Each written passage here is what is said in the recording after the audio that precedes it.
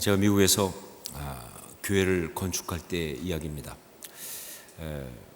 그때 교회 앞에 이제 건축하기 위해서 건축 헌금을 작정하도록 그렇게 기도하고 이제 광고를 했는데, 그러더니 한 성도님이 저를 찾아왔어요. 근데 그분은 그 다른 교회에 다니다가 바로 이 교회 건축 때문에 시험 들어서 한동안 교회를 떠났던, 자기가 강조하더라고요. 나는 신앙을 떠난 것이 아니고 교회를 떠났었다.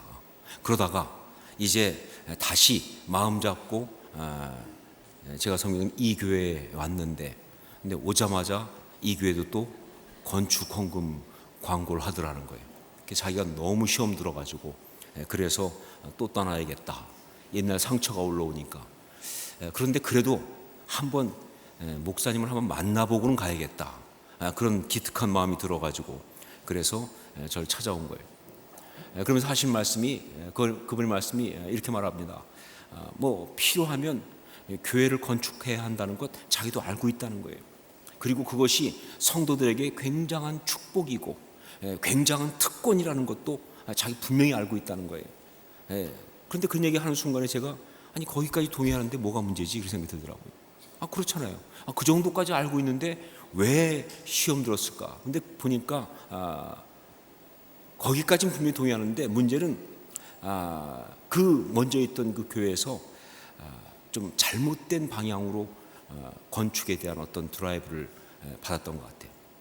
그러면서 그때 뭐라고 얘기했냐면, 교회에서 바로 교회 건물 이게 지으려고 하는 게 성전이다라고 이야기를 하면서, 그러면서 성전이니까 하나님께서 거하실 집이다 하는 것을 강조하고, 거기까지만 해도 그냥 뭐 될 텐데, 그 다음부터 이제 막 좀 그 또 전문 그런 그 부흥사들도 있거든요. 와가지고 그러니까 당신 집보다 하나님 집이 좋아야 될 거 아니냐, 이상한 방식으로 죄책감을 주면서, 그러면서 또 막 심한 경우는 자기 집 있는 사람은 하나님 집이 지금 지어지지 않은 것 때문에 미안해할 줄 알아야 한다.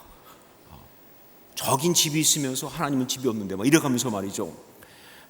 또 그러면서 하나님이 집이니까 가장 좋은 것으로 해야 되니까 열심히 헌금하고 하자.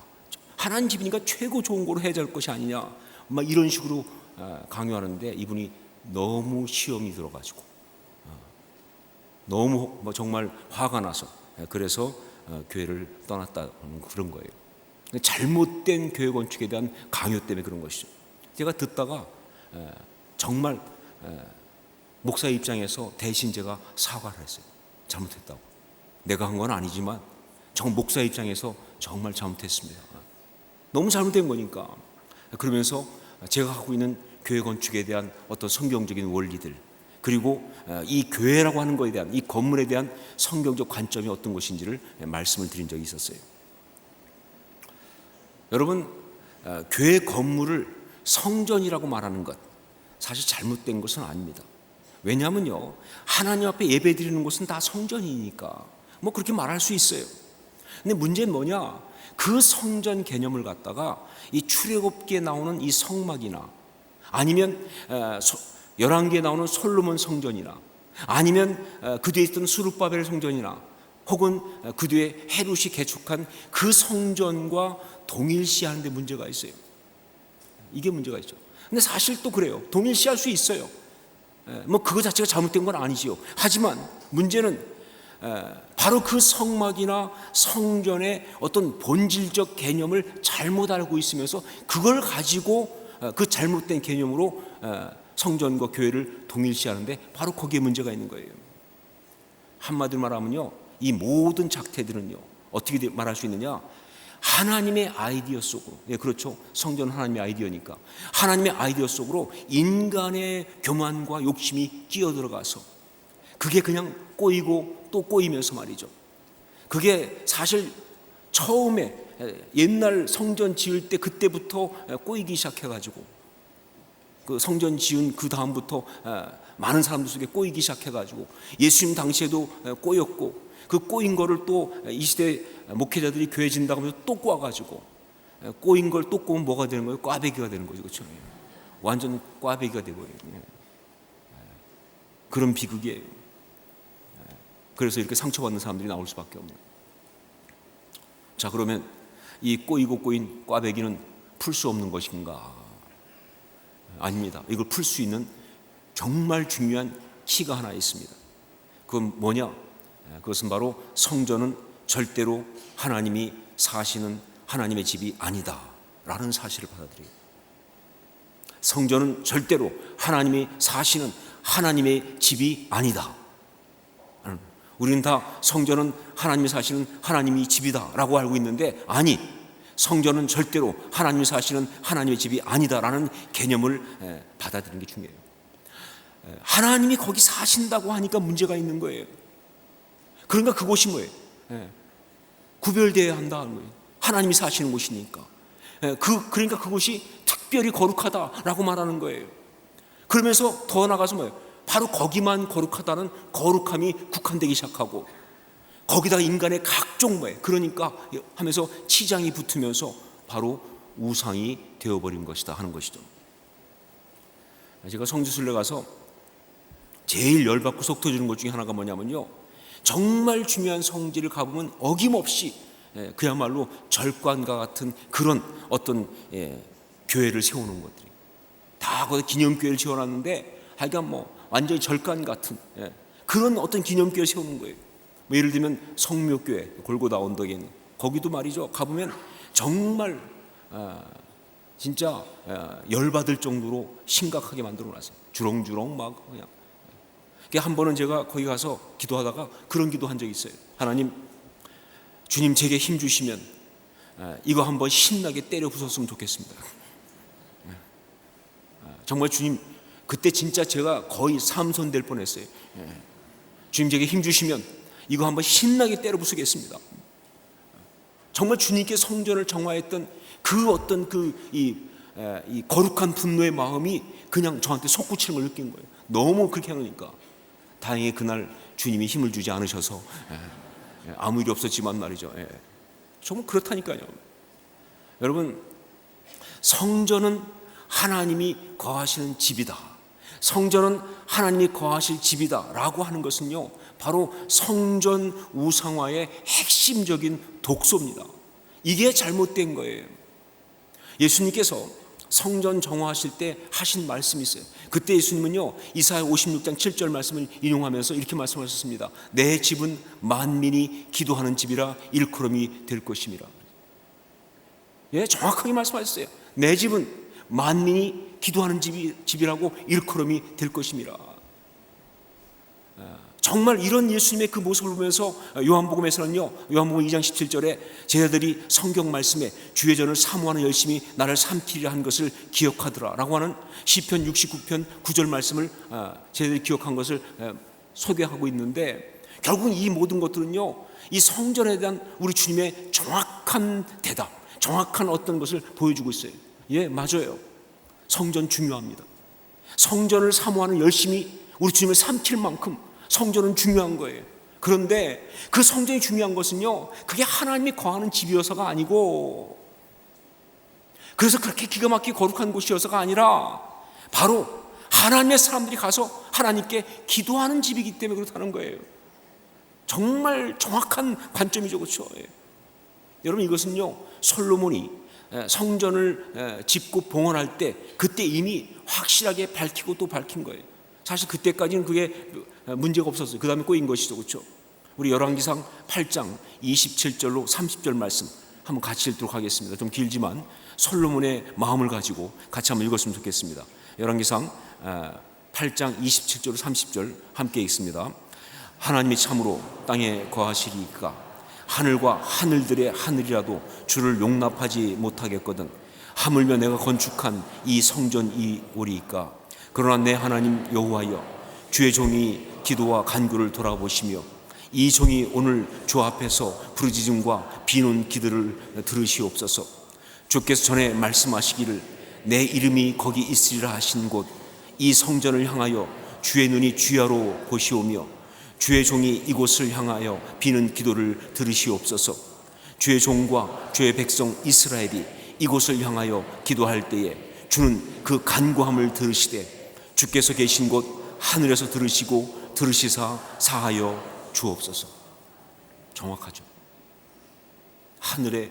하늘이라도 하나님을 감당할 수 없는데 이 조그만 집에 거하시겠습니까? 다만 여기는 주의 이름을 두신 곳이고, 그래서 우리가 바로 이곳에서 기도할 때 그때 주의 눈이 이곳을 보시면서 우리의 기도에 응답하는 바로 그러한 곳으로 이곳을 삼아달라고 아주 정확하게 기도하고 있어요. 여러분, 다윗도 마찬가지입니다. 다윗도 처음에 성전을 짓고 싶다는 그런 마음을 가질 때 절대로 하나님이 거하실 집을 짓겠다고 한 거 아니에요. 우리는 종종 그렇게 알고 있어요. 나는 백향목궁에 거하는데 하나님은 저 천막에 거하시니까 미안해서 죽겠다. 그거 절대 아닙니다. 사무엘하 7장 2절 보니까 왕이 선지자 나단에게 이르되 볼지어다 나는 백향목궁에 살거늘 하나님의 궤는 휘장 가운데에 있도다. 하나님이 계시는 게 아니라 하나님의 궤가 휘장 가운데 있다라고 그렇게 말한 거예요. 이게 정확한 다윗의 통찰입니다. 자, 이게 분명히 성전의 어떤 그런 이야기인데, 그런데 이 성전의 오리지널이라고 할 수 있는 성막에 대한 말씀을 보면 이런 말씀이 나옵니다. 내가 그들 중에 거할 샤칸이라는 말을 썼죠. 거할 성소라는 거. 분명히 말씀에 내가 그들 중에 거할 성소 샤칸이라는 말을 썼죠. 그렇게 말하고 있다는, 이거 어떻게 된 거냐. 성전은 분명히 하나님이 거하는 곳이 아니라고 했는데 성막 보니까 내가 그들 중에 거할 성소를 지으라고. 또 다시 그 다음에 성전에 대한 이야기도 그 다음에 말씀 보면요 참 많이 나오는 게 하나님이 거하신다는 야샤브란 말을 또 썼어요. 거하신다는 뜻이에요. 도대체 이러면 어떻게 될 것인가? 어떻게 된 것인가? 이걸 어떻게 봐야 하는가? 그렇습니다. 성막은요 분명히 집이에요. 천막이지만 집은 집이에요. 자, 그렇기 때문에 성막을 세운다는 것은 뭐냐? 하나님의 집을 세운다는 거 맞습니다. 그리고 그 하나님의 집이라는 것은 하나님이 거하실 곳이라는 것도 맞는 얘기예요. 그러나 우리가 분명히 봤지만 하나님이 거하시는 곳이라는 개념으로 성막을 세우면 그게 우상화라고 그랬잖아요. 그게 우상으로 만드는 어떤 그런 것이다. 결국 성막은 우상이 되고 마는 것이고, 거기에 인간의 모든 욕심과 죄됨과 악함이 끼어들어가 가지고 정말 꼬이고 변질되는 그 모든 잘못이 일어나는 거, 그거 아니냐. 그럼 어떻게 봐야 되느냐 말이죠. 참 이걸 어떻게 우리가 풀 수 있겠는가? 저는요 오늘 말씀 8절에 내가 그들 중에 거할 성소를 그들이 나를 위하여 짓되, 이게 정말 성막의 핵심인 거 맞다고 생각합니다. 그래서 오늘 설교 제목도 그렇게 정했어요. 내가 그들 중에 거할 성소를 그들이 나를 위하여 짓되. 그런데 이건 절대로 그렇지만 물리적인 거하심을 말하는 것이 아니다. 이게 중요합니다. 맞아요. 성막은요 하나님이 거하시는 곳이에요. 하지만 그게 절대로 물리적인 거하심을 말씀하신 것이 아니라고 하는 거예요. 여러분, 하나님은 형상이 아니십니다. 하나님은 물리적인 존재가 아니에요. 그러니까 하나님은 거하시기 위해서 어떤 공간이 필요하지 않아요. 아니, 하나님이 무슨 주무셔서 혹은 무슨 어디 사시기 때문에 공간이 필요하십니까? 하나님은 형상이 아니세요. 하나님은 물리적 존재가 아니세요. 그러니까 하나님이 거하시기 위해서 어떤 공간이 필요한 게 절대로 아니에요. 만약에 이 성막이 정말 하나님이 거하실 공간으로 그렇게 이해한다면요, 이건 정말 실망스러움 그 자체입니다. 왜냐하면요, 일단 먼저 하나님의 스케일에 대한 실망이 커요. 여러분, 성막 사이즈 아시죠? 10규빗 곱하기 30규빗이에요. 규빗이 이 끝에서 이 끝까지니까 한 50cm 보거든요. 그러니까 뭐예요? 5m 곱하기 15m. 5m 곱하기 15m짜리 천막. 여러분이 잘 감이 안 올지 모르니까 평수로 바꾸겠습니다. 22평. 요즘 아파트 중에서도 그렇게 큰 아파트가 아니에요. 겨우 22평짜리 천막에 있는 거, 이건 정말 하나님의 스케일 치고 너무 실망스러운 거 아니에요? 물론 굉장히 막 그냥 정금으로 치장을 했다. 그래서 보통 이 성막을 황금의 집 이렇게 부른다고 그래요. 그런다 칠지라도요, 애굽의 가장 작은 왕의 무덤에 수의실만도 못하다가 사이즈가, 그걸 가지고 무슨 뭐 굉장하다고 말하면 정말 실망스럽죠. 이런 하나님의 스케일에 있어서 너무 실망스러운 거예요. 만약 이것을 하나님이 거하실 공간으로 본다면 말이죠. 그리고 또 하나, 하나님의 속성에 대한 실망이 커요. 아니, 자기 집 짓겠다고 온 백성에게 니들 갖고 있는 것 중에 제일 좋은 거 다 갖고 와라. 이게 말입니까? 그렇지? 아니, 하나님이 그런 식으로 말한다는 게 말이 되는 거예요. 아니, 내 집 지어야 되니까 니들 갖고 있는 거 제일 좋은 거 말이 되겠어요? 제가 여러분한테 하면서 우리 집 지어야 되니까 여러분 갖고 있는 거 다 갖고 오세요 그러면 여러분 기뻐하시겠어요? 정말. 그러면서 그냥 그 백성들 천막 다 있는 가운데다가 호화로운, 가장 호화로운 자기 천막 딱 세웠다. 정말 그거 진짜 말이 된다고 생각하세요? 이거는요, 고대 근동의 아주 못된 왕들도 그런 짓을 안 해요. 이건 정말 고대 근동의 잡신들도 안 하는 짓이에요. 근데 그걸 하나님 버젓이 말이죠, 내가 살 집이니까 이거 좋은 거 다 갖고 와, 갖고 있는 것 제일 좋은 거 다 갖고 와 라고 말했다고 한다면 이건 말이 안 되는 것이죠. 하나님의 속성, 이런 면에서 말이 안 되는 거예요. 여러분, 절대로 그런 것이 아닙니다. 비록 표현은 하나님이 거하실 성소를 지으라고 그렇게 되어 있지만, 그건 절대로 하나님께서 물리적으로 거하실 어떤 집을 지으라는 것이 아니고, 여기에 사실 너무나 중요한 영적인 메시지가 있어요. 그게 바로 성막의 핵심 메시지죠. 내가 그들 중에 거할 성소를 그들이 나를 위하여 짓되. 자, 이 말씀 속에 담긴 성막이 주는 첫 번째 메시지는 바로 뭐냐? 이런 메시지입니다. 하나님이 우리의 삶 가운데 계신다 라는 메시지. 하나님이 우리의 삶 가운데 계셔야 한다라는 메시지예요. 내가 그들 중에 거할 성소를, 여기에 담긴 메시지가 뭐냐? 내가 그들 중에 거하겠다. 즉 하나님이 우리의 삶 가운데 계신다. 하나님이 우리의 삶에 계시기를 원하신다 라고 하는 거예요. 여러분, 성막은요, 저 높은 신비로운 하늘 위에 짓지 않았습니다. 성막은요, 하다못해 시내산 꼭대기에다 지은 것도 아니에요. 성막은요, 이스라엘 백성들이 다 거하는 그 있는 그 천막 친 그 가운데 있었어요. 바로 하나님이 거기 계시겠다고 하는 거예요. 이게 성막의 메시지예요. 성막은요, 무슨 레바논의 백향모로 짓지 않았습니다. 혹은 수입산 무슨 대리석 갖다 지은 것도 아니에요. 정말 그들 가운데 없는 특별한 어서 온 신비한 건축자들을 지은 게 아니에요. 그냥 이스라엘 사람들이 가지고 있는 그것들을 가지고 그들의 천막과 똑같은 천막으로 지었어요. 종종 하나님의 공동체는 세상과 구별되어야 한다는 그런 것 때문에 때때로 어떤 사람은 별도로 산 위에다가 어떤 그런 공동체를 짓는 그런 사람도 있어요. 혹은 광야 한복판 뚝 떨어져 가지고 따로 떨어져서 말이죠, 사람들이 안 사는 곳에, 혹은 사회로부터 아주 격리된 곳에 말이죠, 막 진짜 막 그냥 아주 굉장히 막 높은 뭐 어떤 그런 특히 경치 좋은데 막 절간 같은 데다가 같이 거기다 신앙촌 만드는 사람도 있어요. 대부분 다, 아니 100% 다 이단입니다. 그건 다 이단이죠, 그렇죠? 여러분, 그렇게 따로 떨어져 가지고 신앙촌 만든다고 그래서 거룩함이 나오는 게 아니에요. 그렇게 따로 떨어져서 신앙촌 만들면요, 나오는 건 거룩함이 아니라 간장하고 카스테라하고 담요가 나옵니다. 거룩이 나오는 게 아니에요. 물론 잠시 훈련을 위해서 리트릿 좀 떨어져 있을 수 있어요.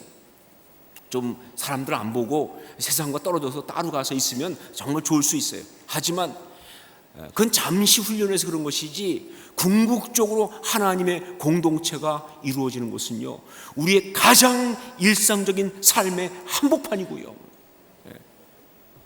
바로 거기에서 하나님이 거하시면서 우리 삶 전체가 거룩하게 되는 것이 하나님의 뜻이에요.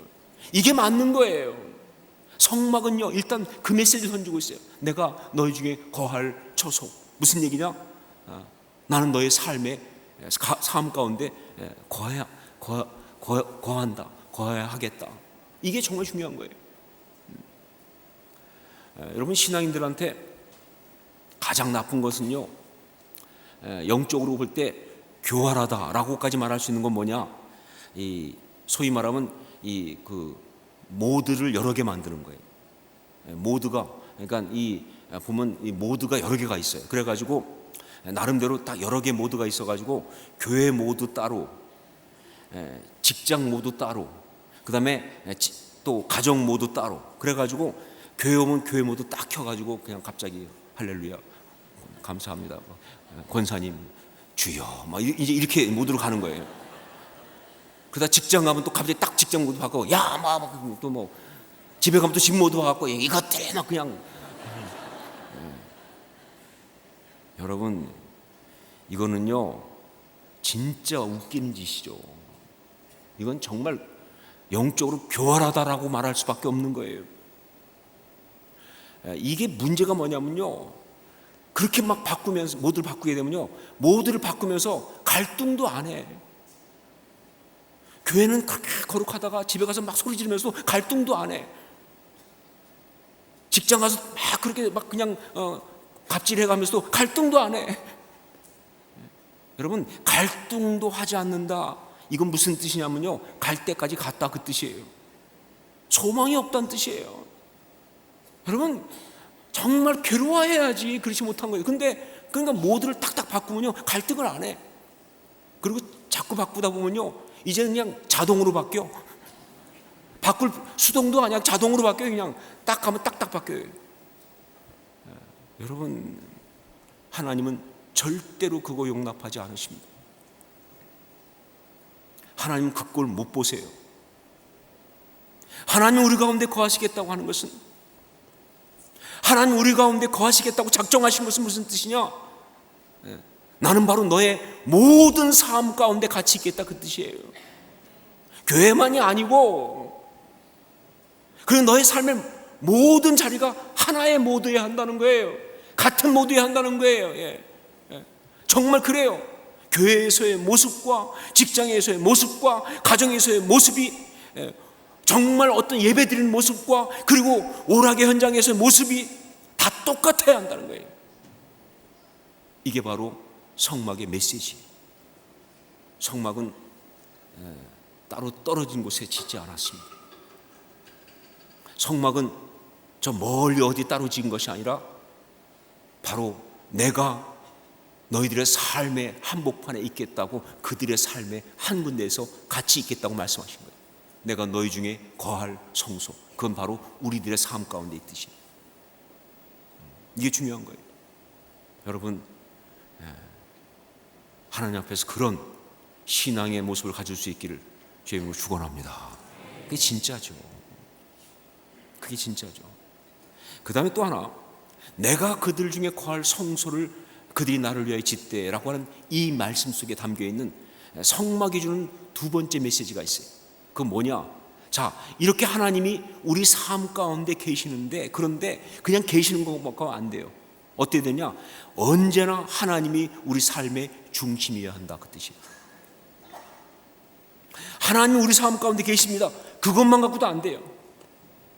더 중요한 게 뭐냐? 하나님 우리 삶의 가운데 계시는데 언제나 우리 삶의 뭐예요?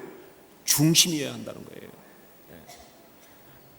여러분, 성막의 위치는요 이스라엘 백성들의 한 복판이었습니다. 이스라엘 백성들의 진 배치도를 보면요, 동쪽에는 유다와 이사갈, 스불론이 있었고요, 남쪽에는 루벤, 시몬, 갓이 있었습니다. 그리고 서쪽에는 에브라임, 므낫세, 베냐민 지파가 있었고요, 북쪽에는 단과 아셀과 납달리가 있어요. 그렇게 사방으로 세 부족씩 다 있는 한복판에 뭐예요? 성막이 있었어요. 의도적인 겁니다. 이건 굉장히 중요한 의도적인 거예요. 무슨 뜻이냐? 하나님의 진정한 공동체는 이렇게 하나님께서 그 삶 한복판에 계시고 하나님이 그 삶의 중심이야 하는 거예요. 하나님 우리 가운데 거하신다는 것은요, 바로 하나님이 중심으로 계셔야 그게 진짜 거하시는 거예요. 하나님 우리 가운데 거하신다고 해놓고 하나님을 저 뒷방에다가 혹은 한 구석에다가 처박아 두면요, 이건 안 계신 게 차라리 나아. 그렇죠? 정말 중요한 게 뭐냐? 하나님이 중심에 계셔야 하는 거예요. 내 삶의 중심에 계셔야 하는 거예요. 그게 성막의 메시지입니다. 자, 그런데 우리가 보통 삶의 중심이다라고 한다면 바로 세 가지가 거기 있는 것을 말하는 거예요. 하나가 뭐냐? 존재의 이유, 목적. 무엇 때문에 살아가는지, 무엇 때문에 일을 하는지 그 목적, 이유가 바로 있을 때 그게 중심이 되는 거예요. 그리고 두 번째가 뭐냐? 삶의 지침, 법. 그 삶 가운데 해서는 안 되는 것과 해야 하는 것들과 이 어떤 기준들, 아무리 하고 싶어도 해서는 안 되는 어떤 것, 아무리 하고 싶지 않아도 해야만 하는 어떤 것, 그것을 정하는 그 기준이 되는, 기준이 있는 것을 중심이라고 그래요. 존재 목적과 이유가 되는 것도 중심이지만 또 뭐예요? 법, 기준이 되는 것도 중심이에요. 그리고 또 한 가지는 힘의 공급. 즉 뭐냐? 정말 내가 살아가면서 힘이 필요할 때, 특히 지치고 힘들 때 그걸 이길 힘이 어디서 오는가 하는 것이죠. 그게 오는 것이 중심이에요. 정말 어떤 의욕이 나타나는 것이 중심이에요. 기쁨과 즐거움을 주는 게 중심이에요. 이게 바로 중심이라고 말하는 거예요. 자, 그런데 하나님은요, 이 세 가지의 모든 것의 대답이 하나님이시기를 원하신다고요. 하나님은 이 모든 것의 대답이 하나님이시길 원하는 거예요. 그게 하나님의 공동체고 그게 하나님의 사람들의 거룩한 삶이 되는 거예요. 하나님은요, 우리의 삶의 이유가, 우리 삶의 목적이 바로 하나님의 영광이 되기를 원하시는 겁니다. 중요한, 그래 하나님 중심인 거예요. 왜 살아가는데요? 하나님 때문에 사는 거예요. 무엇을 위해 사는데? 하나님 영광을 위해서. 그게 하나님 중심이라는 거예요. 그 다음에 또 하나님은요, 우리 삶의 모든 원칙이 하나님 말씀과 뜻에서 나오기를 원하시는 거예요. 마음에 하나님의 법이 있는 사람들, 그게 하나님이 중심에 있는 사람들이에요. 세상을 살아가면서 모든 것 가운데 해야 하는 것과 하지 않는 것의 기준은 뭐야? 하나님 말씀에서. 아무리 온 세상이 다 가도 말이죠, 하나님 말씀이 아니라고 하면 아닌 거예요. 아무리 세상 사람이 아무도 안 가도요, 하나님 말씀이 가야 한다면 가는 거예요. 그게 하나님이 중심이라는 뜻이에요. 하나님은요, 우리 삶의 모든 에너지의 공급을 하나님께로부터 받기 원하세요. 다른 거 말고 다른 욕심, 야망, 무슨 어떤 다른 이상한 것, 혹은 상처 이런 데서 힘받지 말고 하나님으로부터 격려와 위로와 어떤 감사와 도전과 결단과 그런 의욕과 이걸 모든 걸 하나님께로부터 받기 원하는 거예요. 그때 하나님은 중심이신 거예요. 여러분, 이 세 가지가 이렇게 될 때 이게 바로 하나님 중심으로 살아가는 거예요. 바로 그 이야기가, 내가 그들 중에 거할 성소를 그들이 나를 위하여 짓되, 이 말씀 속에 담긴 성막의 메시지예요. 자, 그러면 이런 공동체, 즉 하나님이 우리 가운데 거하시는, 근데 거하실 때 그냥 거하시는 것이 아니라 중심에 거하시는 그러한 공동체, 그러한 사람은 구체적으로 어떻게 이루어질 수 있을까? 어떻게 해야 이루어지는가? 이거에 대해서 성막은 또 하나의 아주 중요한 메시지를 주고 있습니다. 어떻게 하면 하나님이 우리 가운데 거하실 수 있을까요? 어떻게 하면 하나님이 우리 가운데 거하실 때 중심에 계실 수 있을까요? 정말 중요한 게 뭡니까? 여러분, 어떻게 하나님 우리 가운데 계시죠? 어떻게 하나님 우리 중심에 계실 수 있죠? 어떻게 해요? 성막은 그 답을 주고 있습니다. 그게 바로 예배다. 예배할 때 하나님은 우리 가운데 계시는 거예요. 예배할 때 하나님 우리의 중심이 되시는 거예요. 예배. 이 성막에 대해서 여러 가지 해석들이 있습니다. 예를 들면 기독론으로 해석하는 기독론, 즉 성막은 예수 그리스도라고 보는 거예요. 또 교회론, 성막은 교회의 모형이다, 원형이다 이렇게 보는 거예요. 그런데 이런 기독론 혹은 예배론 이런 것 많이 있지만 사실 성막의 가장 직접적인 해석은 바로 예배입니다. 예배. 기독론적인 것이 없는 건 아니지만 또 교회론적인 부분이 굉장히 많이 있지만, 그러나 성경이 말하는 바 가장 직접적인 해석은 뭐냐? 예배입니다. 성막은요, 하나님이 디자인하신 것이고 그건 바로 하나님의 뜻과 생각이 그대로 거기에 반영된 거예요. 그런데 여러분, 그 성막에서 일어나는 일이 뭡니까? 그렇게 만드신 성막에서 일어나는 일이 뭐예요? 제사가 일어나잖아요. 제사가 뭐예요? 예배 아닙니까? 예, 성막은요 예배를 위하여 하나님이 디자인하신 집이에요. 그래서 성막 보면요 출애굽기 보면 나오지만 성막 쭉 나오고 난 다음에 반드시 또 이어 나오는 게 뭐냐? 대제사장의 복장이 나오기 시작해요. 예배를 드려야 하니까 이 제사장의 복장이 같이 나오는 거예요. 여러분, 성막은 그게 하나님의 디자인이기 때문에, 그리고 거기 하나님이 거하신다는 표현을 쓰기 때문에 그게 사실 예배의 처소로 볼 수가 있는데, 그런데 그걸 하나님이 만드셨기 때문에 단지 예배 드리는 공간이 아니라 그 자체가 예배예요. 그것 자체가 예배를 표현하고 있어요. 정말 영적인 예배는 무엇인가, 어떻게 예배 드리는 것이 바른 것인가를 말해주는 어떤 그런 영적 원리가 다 들어가 있는 거예요. 하나님이 그냥 편의상, 그냥 이렇게 공간 구조상, 건축 디자인상 그렇게 한 게 아니에요. 영적인 의미를 담아서 영적인 어떤 목적을 가지고 모든 걸 했기 때문에 그 자체가 예배인 거예요. 그래서 이 성막은요 온전한 바른 예배에 대한 어떤 그런 지침서다라고 볼 수가 있어요. 여러분, 좀 극단적이라고 말할지 모르지만 예배 안 드리는 것보다 잘못된 예배 드리는 게 훨씬 나빠요. 예배를 안 드리는 것보다 잘못된 예배를 드리는 것이 훨씬 더 심각한 피해를 가져옵니다. 예배는요 드린다고 다 끝나는 게 아니에요. 여러분, 성경이 말하는 바 정말 하나님의 신앙을 망치는 가장 심각한 위협은요 우상 숭배잖아요. 그건 예배 안 드리는 게 아니라 잘못된 예배를 드리는 거예요. 여러분, 예배는 똑바로 드려야 돼요. 정말 그 워렌 위어스비의 책을 통통 성경 쓰신 주혜용 목사님 번역하면서 붙인 제목 그대로 주여 나를 잘못된 예배에서 구원하옵소서. 정말 중요한 기도예요.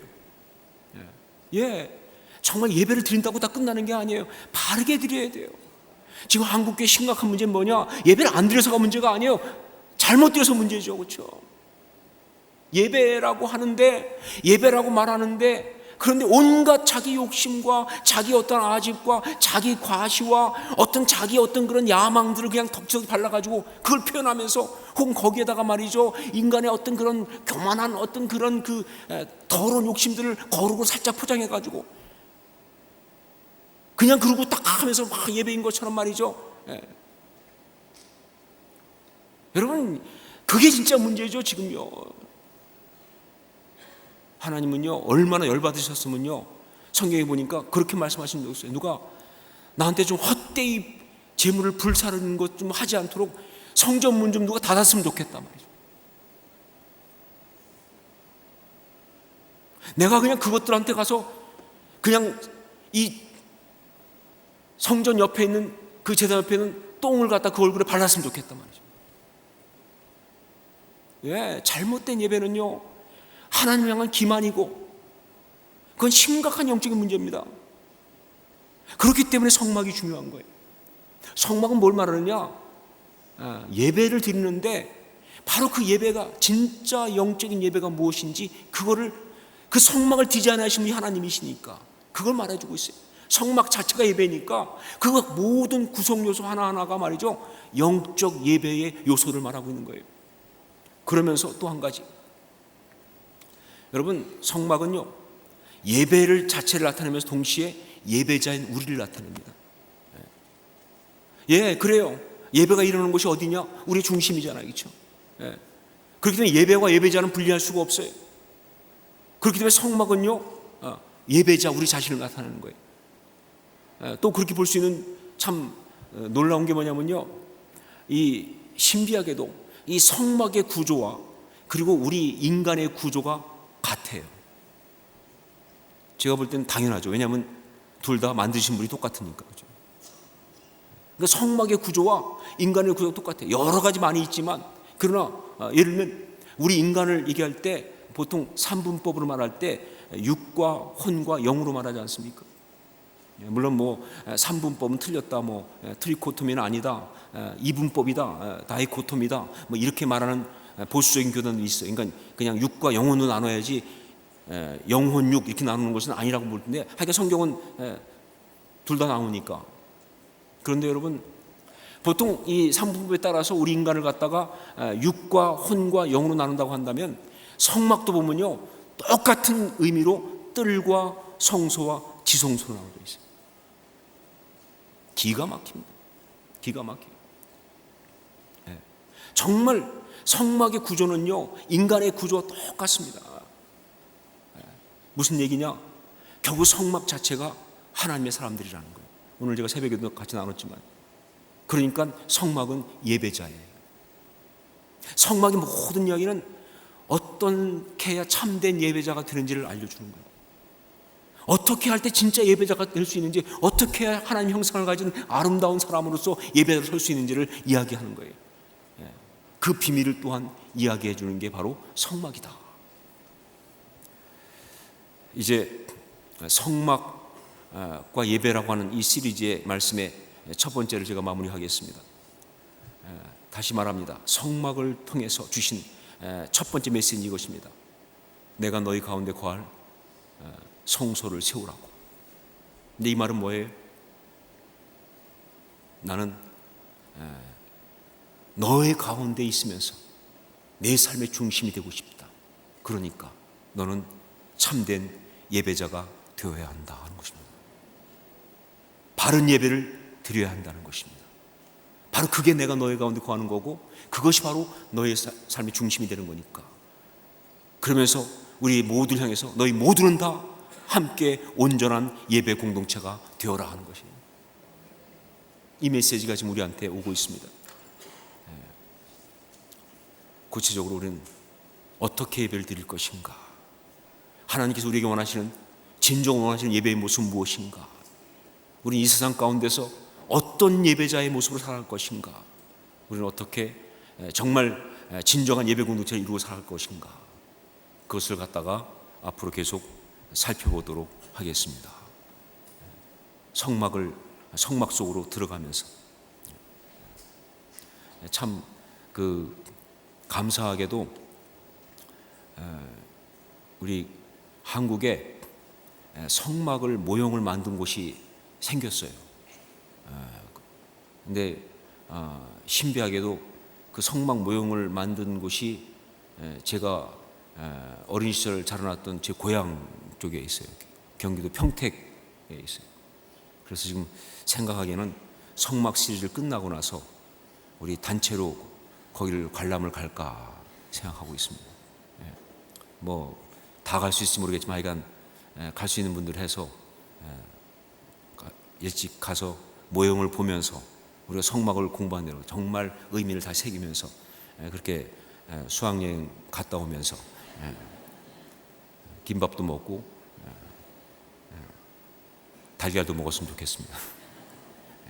사이다는 필수고.